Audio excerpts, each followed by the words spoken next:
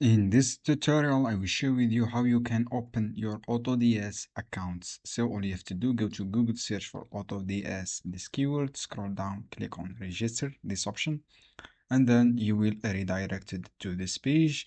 This is the registration process. From here, friends, just write your email address, write your full name, and write your password. For example, this is my email address.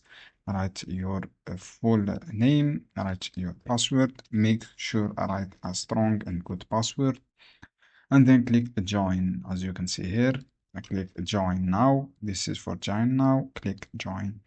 So friends, this is existing domain. For example, this is my new domain email.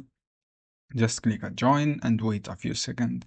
You will redirect it to second page. As you can see here, select your selling channel, for example, Shopify, and then choose your plan and then click continue process.